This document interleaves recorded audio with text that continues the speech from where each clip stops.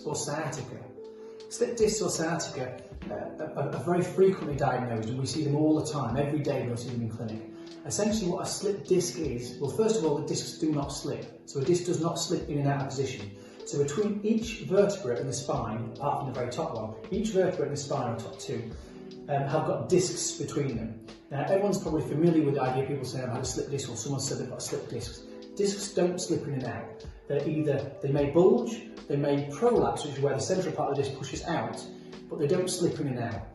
There's good research as well showing that even if a disc does bulge or even prolapse, in the vast majority of cases it will improve itself. Given time, now it might take months for that to settle down, sometimes 18 months for symptoms to settle down fully, but they do improve in the vast majority of cases. Now in some cases, a disc might push out the side to such an extent that it compromises or compresses this yellow thing here indicates the nerve root that's coming out the side of the spine. So the spinal cord goes down the centre and the nerve roots come out the spine, at the side.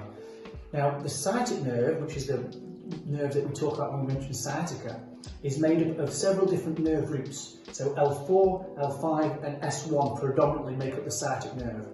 If you get a compression or irritation to any one of those nerve roots, you can get pain referred down the leg, that's referred pain or sciatica.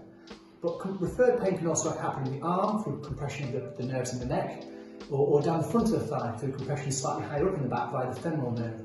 So sciatica, which is compression or irritation of the sciatic nerve, typically by irritation of one of the nerve roots, or sciatica can be caused by compression as it travels through this little area here called the sciatic notch and down the back of the leg. It could be compression through muscular compression or irritation, or other irritations to the nerve as it passes down the body or down the leg.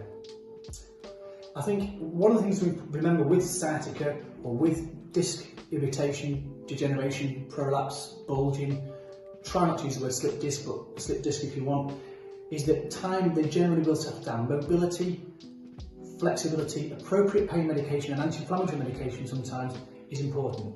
If you have symptoms where you have bowel or bladder changes, significant changes, so incontinence or unable to pass water or go to the toilet, or you find you're losing muscle strength in the leg, you're unable to walk properly, not due to pain but due to weakness, these are very important signs that need to be sent really to A&E because it can be indicative of some significant compression to the spinal cord.